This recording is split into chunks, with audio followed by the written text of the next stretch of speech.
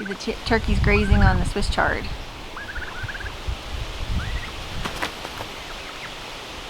The funny thing is they don't really hurt much. They come in and they just nibble on it and they eat the earwigs if they catch bugs or anything in it.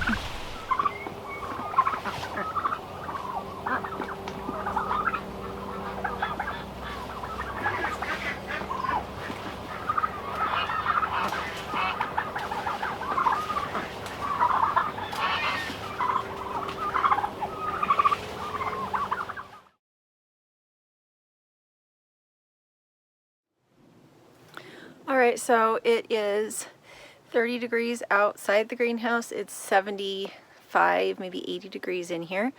So, of course, too warm to have a second layer of plastic on. So I'm going to switch it. I wanted to show you how I do that.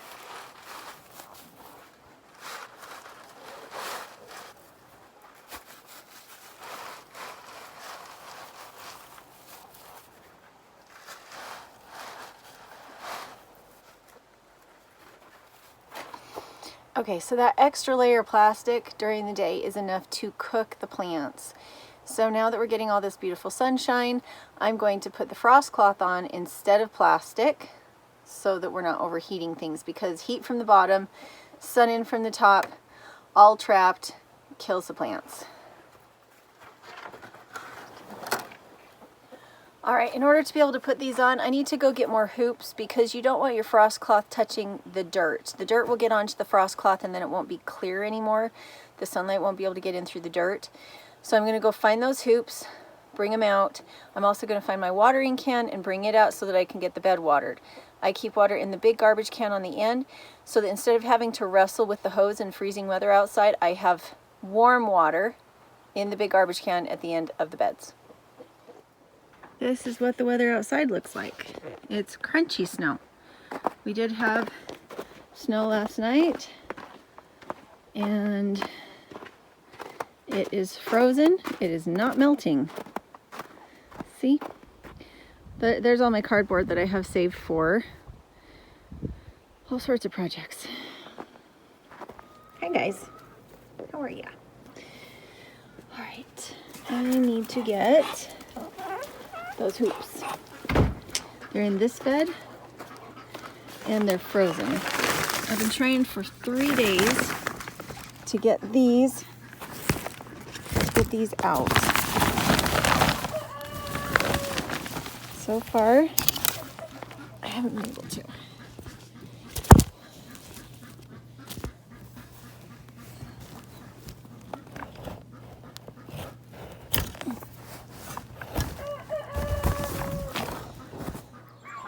Okay, so this is the bed that I planted in November. I still have a few little scragglers holding on. And the problem wasn't with the bed so much as it was that I can't water the bed at 2 degrees above 0 Fahrenheit. I can't water because you can't lift up the cover. So, this bed was newer and it did heat up, but I couldn't get into water, and if you can't get into water, the bed stops being hot. It has to have moisture in order to heat. This little greenhouse was younger.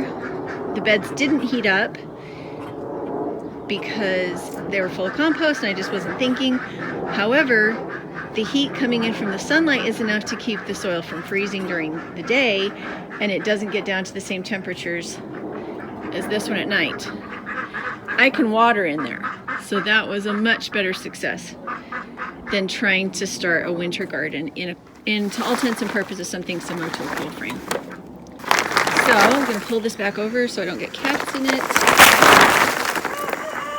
I'm going to take all of these and go put them in the big hotbed that is hot right now. I should show you. I should show you the greenhouse. And I need my watering can. I'm not going to throw it at the ducks because that'll scare them. I'll just put it in front of the door. Oh, guys, you don't handle surprises very well. Huh. No surprises for the Muscovies. They're so calm. All right. So this was the one that had the quail in it. We had to take the quail out because it was just getting too hot in there. even though it is February and it is still freezing, especially at night. These couldn't be in there anymore. So there's this one. I did plant some things, but some of them are coming up. We have quite a few radishes coming up. And also some wheat that the rabbits dropped when they were in here.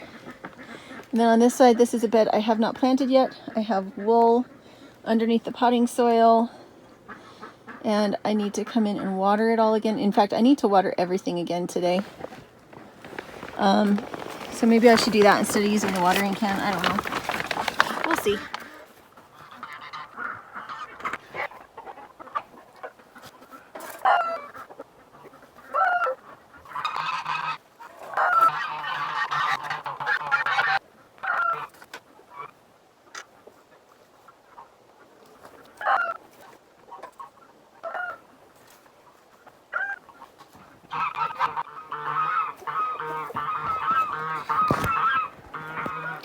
Alright, so the reason I don't have mice in my greenhouse is because the chickens and the ducks. They keep all the weeds down, they keep the grain down, and they will actually chase and eat mice. The first 2 years that I had a greenhouse, I had a lot of mouse predation, but they have learned, stay away because you've got predators, poultry. So I'm not going to put the cloth on now. I'm going to wait till tonight, just before dark I'll come out and I'll put it on, because I want to allow the vegetables as much access to sunlight as possible. Alright, there's the one I planted previously. It's just a potato in the ground with a milk jug over it. This one I planted 3 days ago. And this one might be a little warmer. I'm actually kind of worried that this one got too much. No, it's doing fine. Okay, so I'm going to be careful not to put any cold water on the plants. I'm going to go ahead and water with warm water out of my barrel. And it has rabbit manure in it. So it is rabbit manure tea, and it will continue to inoculate the bed with more beneficial bacteria that will help it to keep heating up. This one was planted to live peas, but because this plastic was on it, I would take it off the rest of the bed, but then I left it on this spot as an experiment. And what has happened is that the peas cooked. And even the wheat that was in the soil from the rabbits, you can see it has died.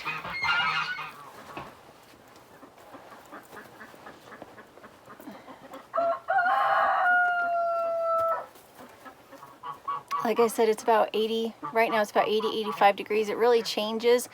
The temperature fluctuates with the sunlight.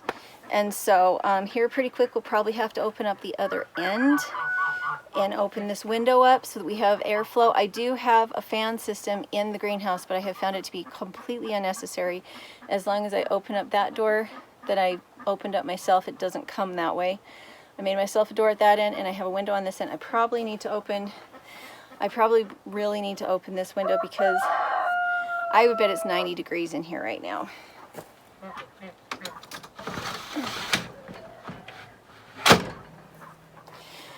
The reason that I couldn't do this in here when the rabbits were here was because of the ammonia. I've taken the plastic off. We've got a lot of ammonia flowing. You can't really see it because it's pretty warm in here, so there's no steam, but there's quite a bit of ammonia.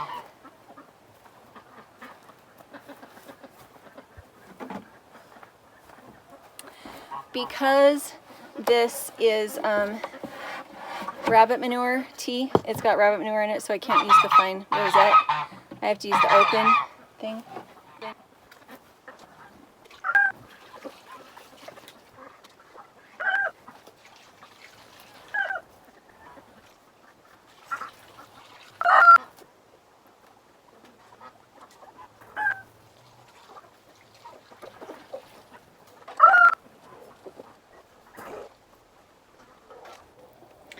Alright, so I don't remember if I don't know if you remember that I told you in the little hotbed that the edges are going to sink faster.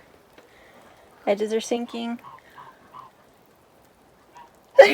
pardon me, the middle is still high. See that? You want to make sure to water the whole bed. If you stop watering, the bed will stop being hot. It needs some moisture in it, just like a compost pile. It needs moisture in it in order to be able to stay activated. So if you water it like a normal garden and you water the whole thing, you'll be just fine. I like to do rabbit manure tea because it adds wonderful bacteria in and turns everything into soil faster. But you can also just use cool water. You don't want to use like almost freezing water, which is what we have in our hoses right now. I have to wait for a really warm day and then run the hose for a long time until we get the deeper water in the well rather than what's in the pipes. What's in the pipes is really cold. What's deep in the well is warm at about 50 degrees. So there we go. Tonight I need to cover it back up again and use the hoops. It is 90 degrees if the sun is out and about 72. 72 right now, but 5 minutes ago it was 90 degrees.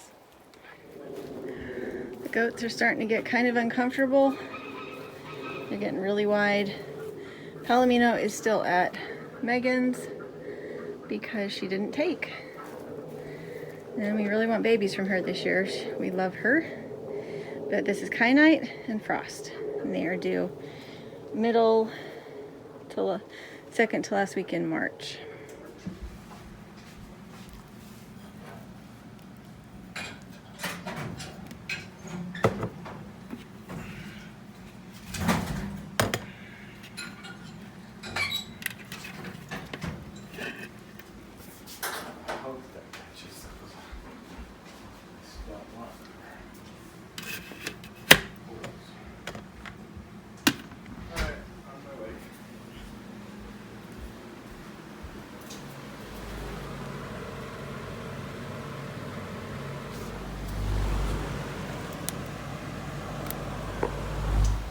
I think it's a little too dry here next to the wood burning stove without the bottom tray on, at the very least.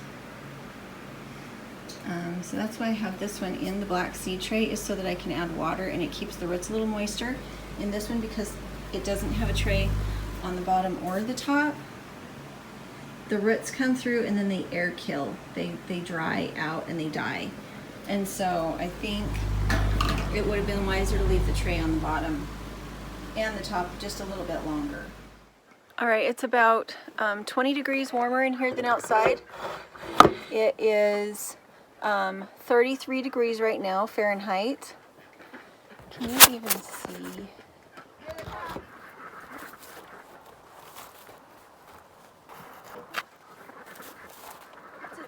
All right, this is the first time that I've put it on this season. So I'm having to adjust the height of the hoop so that it covers both sides. It doesn't need to overlap very much, just a little bit.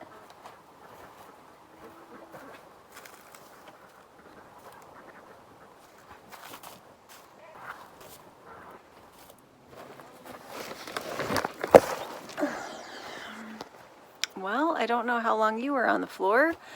Sorry about that. So it always takes more time the first time because you're adjusting it, you're seeing what's going to work. And I still have some hoops that are a little too high. The exciting thing is that every single hoop leg that I had to lift up to readjust was warm to the touch, which means the whole bed is warm. About 6 inches down. You have about that much potting soil on the top, and then a little bit of finer sawdust, and then underneath that you have the hay that was out in the goat shed and the bedding and everything from the rabbits. So that far down you have potting soil, and then a little bit further than that, that is where here at the bottom you have your heating happening, which means you have mild heat in the soil, high heat in the actual compost, which is just what you want. Kills your weeds, kills any parasites, any pathogens, anything like that. And then when you're done, you just have wonderful bacteria that loves compost. So there we go. I do have 2 on it right now, 2 blankets. I don't like to leave blankets in storage for very long, so once I have the hotbed going, I double blanket it, not because it needs it, but just because. And then once I have another bed ready to go, I'll take that frost cloth and put it on top of that one. Hey guys, so sorry it's so blown out. I don't have a good camera. Oh, it's never going to adjust. Okay, so completely covered in frost. Greenhouse covered in frost. I leave the frost cloths on when it's this cold outside. It's 3 degrees outside, very cold. It is about 20 degrees in here. So the little bit of sunlight that is coming in is making a difference. And the hotbed is making a massive difference. Again, I do not take the cloths off in this kind of weather. Until it's about 70 degrees in here, I leave the frost cloths on. All right, guys, this is in the little greenhouse. I do have things coming up, but they're almost instantly freezing. This hotbed is not hot. It did not heat up. It's full of mostly finished compost. So it didn't matter that I put rabbits on it. It didn't matter that I put rabbit manure tea on it. It did not heat up. I've been trying to get this one to start since January. This side, however, is warm. It had quail on it. It was the last bed that I built. It's still 3 years old, so it's not heating up the same way that the one in the big greenhouse was heating up. I have not planted it yet, but I do have steam coming off of it just a little bit. But make sure that if you want a hotbed, you have new materials in it instead of old compost from, you know, from old hotbeds. So it is very nice and warm in here. It's probably in the 20s, maybe the 30s even. You can see we do still have frost.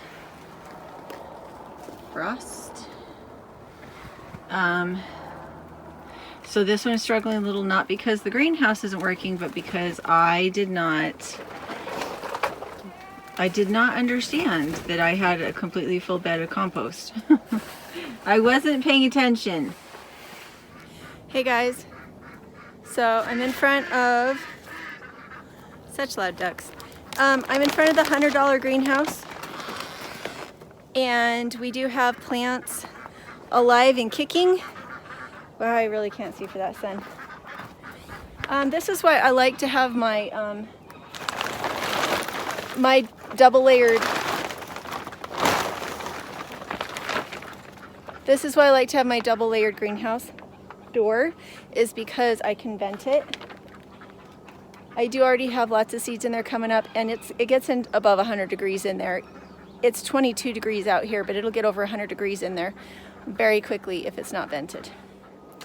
Hey guys, so I do have an automatic venting system that I bought with this greenhouse. I almost never plug it in, but I'm considering it right now because we're having really great sunlight, and even though we're below freezing, always below freezing, it's creating temperatures in the 90s and 100s in here, which is really hard on the plants.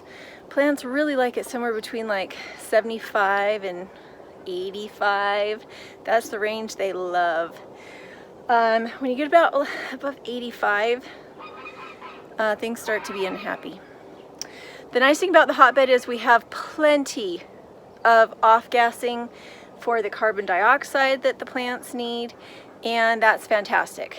But they can't have like stifling hot air. But they can't have stifling hot air and sun beating down on them. So the reason I love the frost cloth is that it gives them a little bit of shade, and it also keeps them from freezing. But I have had to open the front window. It is 22 degrees Fahrenheit outside the greenhouse. It is almost 80 in here right now, and it's only 8 o'clock in the morning. So I'm going to show you that I'm going to take the cloth off. Anytime that you can give them full sunlight, you should. I've been really lazy up to this point and just left it on.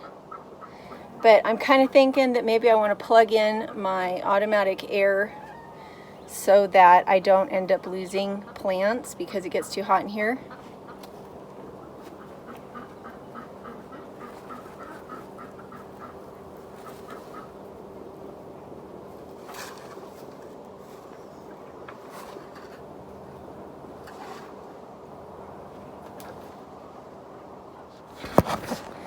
Alright, I don't remember if I've told this to you guys before, at least not this year, but Sometimes people kind of give me a hard time for how thickly I plant my seeds.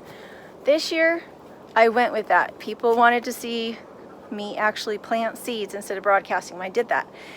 And what's happening is exactly what's happened every other year. I've had sparse germination, or something has had to change about the bed. I've needed to water it again to keep the heat up. And because I had to disturb the soil, my little plants that I had, my little seeds that I'd already put in, are struggling to get through that.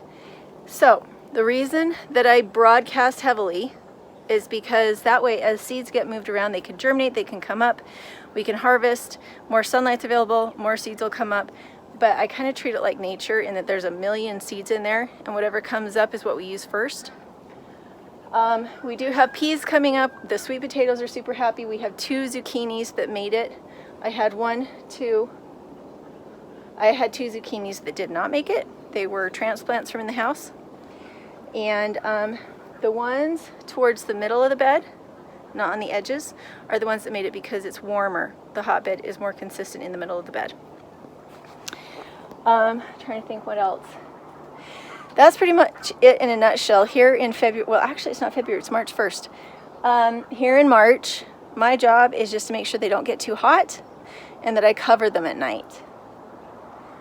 I'm really tempted, but I don't want to. See, I have a door here that I can lift the plastic up at the bottom and let the air flow through.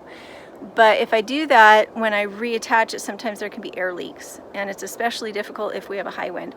So I'm kind of thinking the better part of valor, the better part of wisdom is going to be to turn on my automatic air system just for the next month, just to regulate the temperature for them a little more carefully.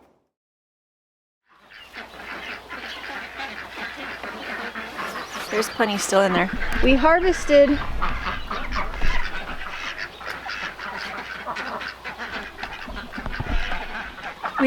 most of this bed about 6 weeks ago.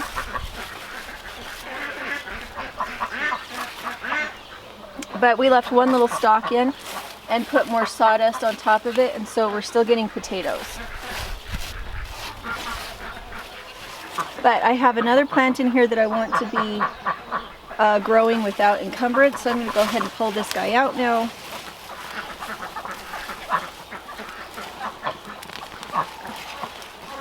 And grab the rest of these potatoes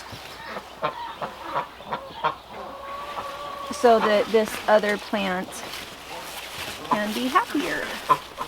Make sure I got all of them.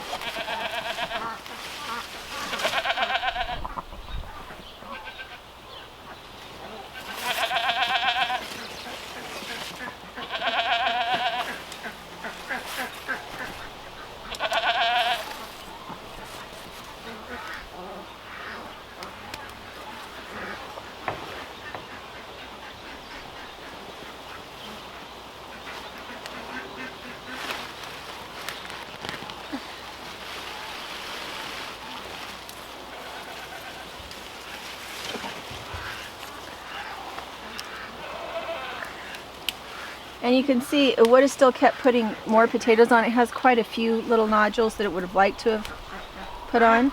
But I'm not going to let it do that because I want it out of here. Now, these other plants, like my cucumber and my ground cherry, will be able to do what they need to do to be healthy.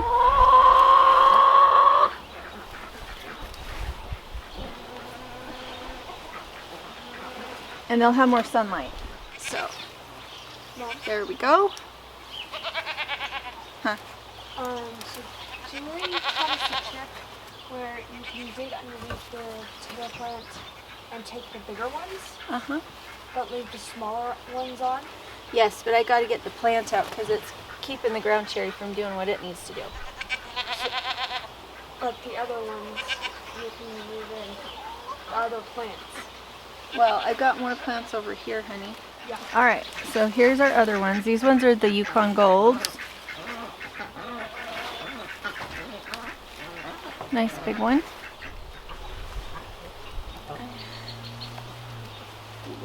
Oh my gosh, you got to see these red wrigglers. Okay, I gotta show you these. Oh my gosh, they're so fun. Okay, I haven't seen this happen before, so I'm really excited about it. These are little red wrigglers that I didn't put in there. I just moved the mulch a little bit. Oh, I hope you can see them. See if I move some more, if you can see them. There's some. Can you see them all over in here? So I didn't put those there. Those came from rabbit manure and sawdust. And I did not put them there. Okay, I'm gonna actually put some more from the rabbits in here, and I'll show you how I do it.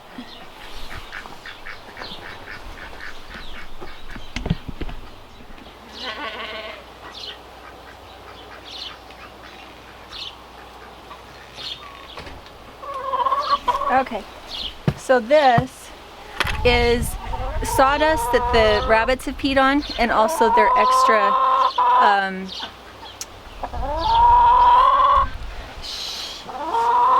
so loud, I can't think. Extra vegetables that they haven't eaten all goes in here.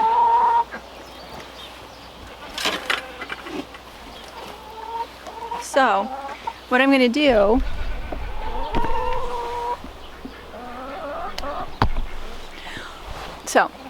do is I'm going to lift the top of the plant up so that it's going to rest on top. I don't want to bury the plant.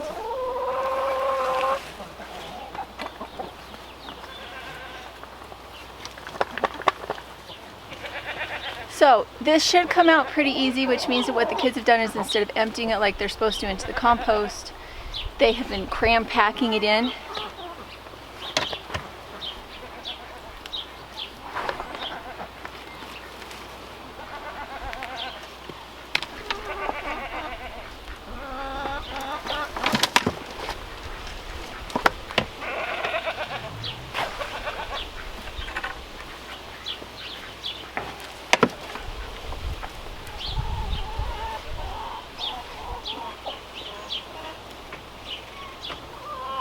Now, if this was a potato, I would put it up right around the base of the potato, but it's not a potato. I have a cucumber and a ground cherry. So what this is going to do is this is going to make it a little bit more stable for these, because they get spindly when they're in the bottom of this, because even though they haven't sunk very much, it still limits their sunlight to have sunk like this. This part of the bed is looking better than that part of the bed. That part of the bed I need to go harvest the potatoes again. We have one rabbit in the garage because we're experimenting to see if they're more comfortable in the garage, in a closed environment, or out here under the tree, or under the deck. Where are they the happiest?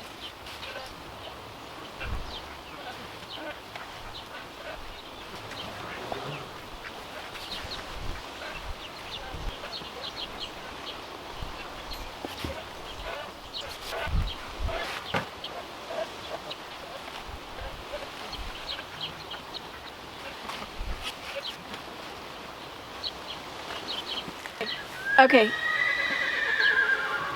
so you might wonder, why am I pulling up all these potatoes? And the reason is I have some fleshy, long season crops like cucumbers that really need more space. I have 3 50-foot rows of potatoes up in the front in the soil. I don't know if they'll turn out. There's no way to know until they're done because I'm not going to harvest those early. But I do want to give more space to these other guys because I have so much in the front.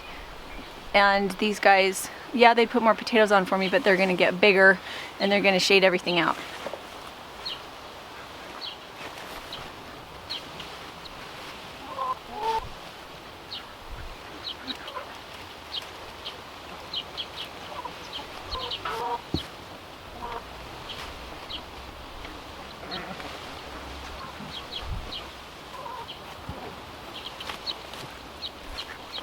So now that I have all those potatoes pulled out, I'm going to put some more rabbit manure compost that is trying to turn into dirt because I used sawdust. It's mostly carbon, a little bit of manure. And I'm going to sprinkle that around everything to remulch the top. And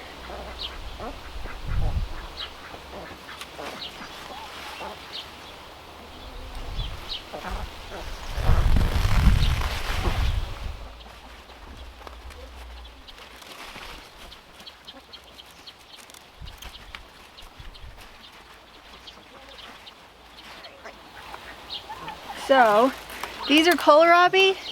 If you guys don't know what kohlrabi are, it's kind of like eating a really sweet cabbage heart, but they grow above the ground, and they're kind of the shape of a beet.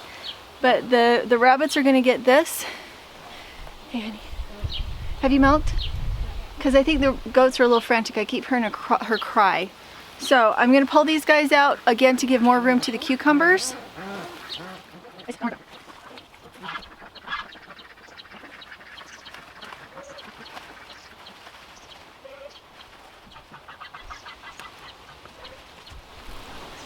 I don't know if you guys can see all the red wrigglers in this or how good the roots are.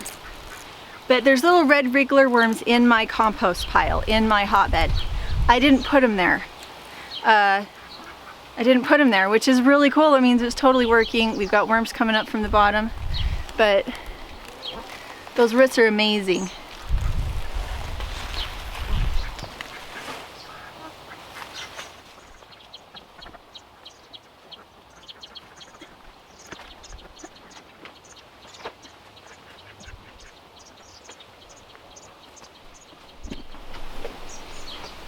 Okay, so what I'm doing is I'm mulching, I'm holding in water, and I'm creating new soil. So I'm raising the bed back up.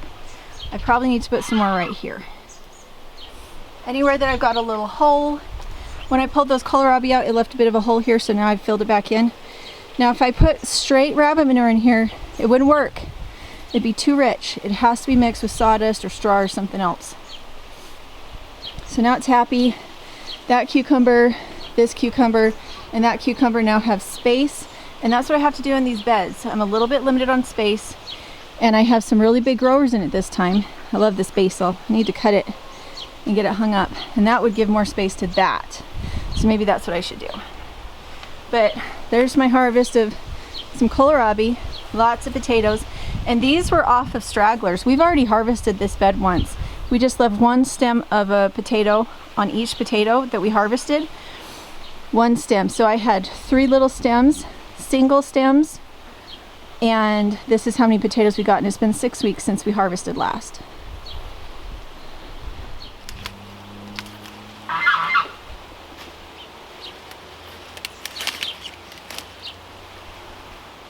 Okay. So all of these would have got a whole lot bigger, especially these ones are just babies, but I needed to pull them out so that they weren't shading the cucumbers anymore. So I'm pulling them out. We'll eat off of them what we can, and the rabbits will get the leaves.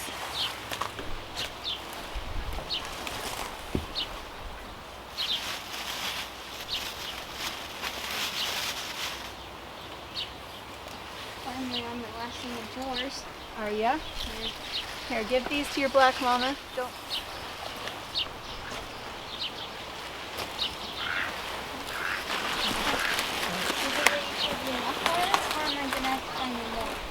That should be enough for now.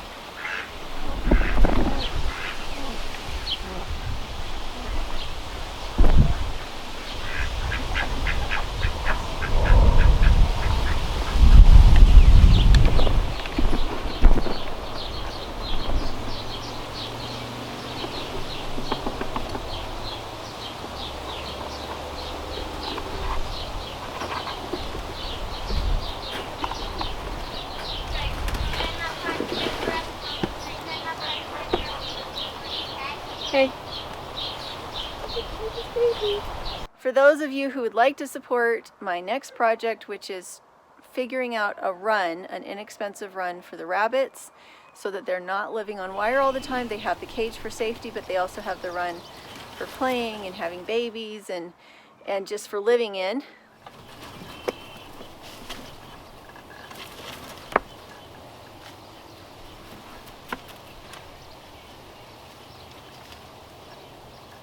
You're welcome to go to my Patreon, and I'll put that in the description. And then I also have a PayPal button here. If you would like to help support me in doing that, I'm going to do it regardless, but I'd really like to get it done quickly so that I can show people how to do it before we really get into the growing season, and show that we can raise rabbits without needing pellet food, commercial feed. You can save a lot of money, and also they don't have to be on wire all the time. You can put them in a bigger run that is safe, and give them shade in the summer, give them warmth in the winter, create some amazing compost for yourself. That's what I'm aiming for. So if you would like to help me move on that faster, currently my Patreon is at $50 a month. I feel incredibly blessed by it, but I think that these beds, in order to have the right materials, I'm going to be $300 a bed for these first ones until I really get it figured out, because it's an experiment at this point. And so at $50 a month, that means it's going to take me, how long is it going to take me to have $300? It's going to take me 6 months to have that together. So I appreciate all of my patrons. You're amazing. Thank you so much. Thank you to my viewers. I'm so glad you're there, and I hope this is helpful. We'll talk to you later.